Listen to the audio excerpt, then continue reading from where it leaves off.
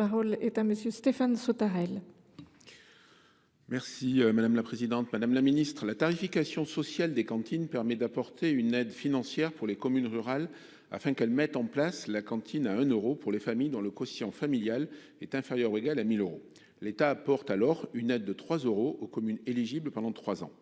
Les bénéfices de ce dispositif ne sont pas négligeables. Au-delà de l'aide financière, la tarification sociale des cantines permet d'apporter toutes les bonnes valeurs nutritives aux élèves et d'utiliser des produits via un circuit court. Depuis le 1er janvier 2024, une bonification de 1 euro est mise en œuvre pour les communes dont les cantines respectent les engagements de la loi Egalim.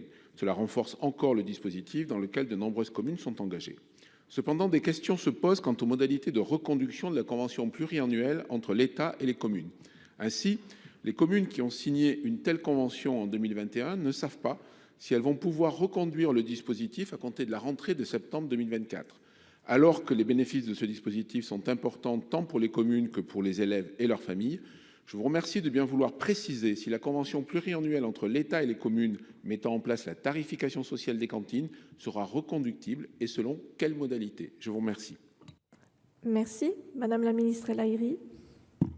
Merci Madame la Présidente, Mesdames, Messieurs les sénateurs, Monsieur le sénateur Sautarel. En effet, vous l'avez dit, Monsieur le sénateur, le dispositif de soutien aux communes rurales dans la mise en place de la tarification sociale est un succès. Et je pense que, alors on peut s'en féliciter puisque d'abord il accompagne des enfants et des familles. Pour preuve, en 2023, vous l'avez dit, plus de 2500 communes ou regroupements de communes ont reçu cette subvention de 3 euros par repas pour servir un repas social à 1 euro. Autre chiffre significatif, c'est plus de 15 millions de repas qui ont été servis grâce à la mobilisation des élus locaux dans leurs communes pour permettre cet accès. C'est plus de 194 000 élèves qui ont pu en bénéficier.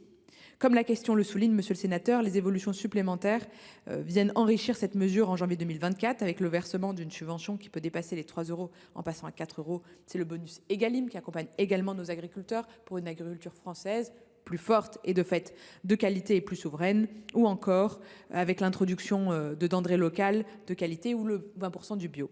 Cette bonification peut être demandée dès maintenant par les communes qui sont dans le dispositif ou pour les nouvelles communes. Monsieur le sénateur, vous me posez aussi la question sur la suite.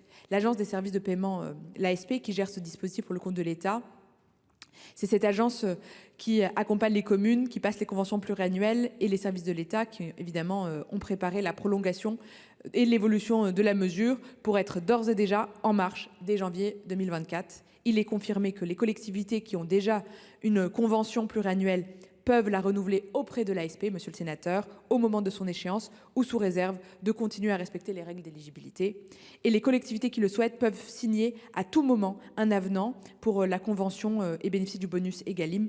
Vous pouvez, monsieur le sénateur, compter sur la mobilisation du gouvernement et notamment de la ministre Catherine Vautrin en charge des solidarités pour poursuivre sur cette voie parce qu'elle fonctionne.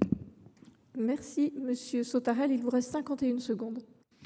Merci Madame la Présidente. Je vous remercie Madame la Ministre pour ces précisions qui étaient attendues parce que des échéances arrivent maintenant, elles sont proches.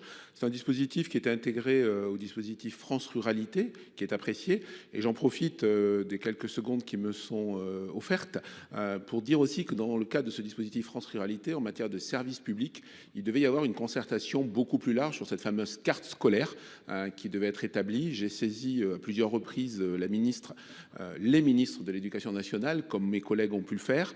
Et j'espère que l'échéance qu'on a connue au mois de mars des CDEN qui ont entraîné des suppressions de classes fort dommageables dans nos milieux ruraux puisse être reconsidérée à la lumière d'un dialogue et donc qui nécessite un moratoire comme d'autres collègues l'ont fait valoir. Et je vous remercie de compléter ma demande en direction de la ministre de l'Éducation nationale pour avoir une réponse claire sur ce point-là. Merci beaucoup.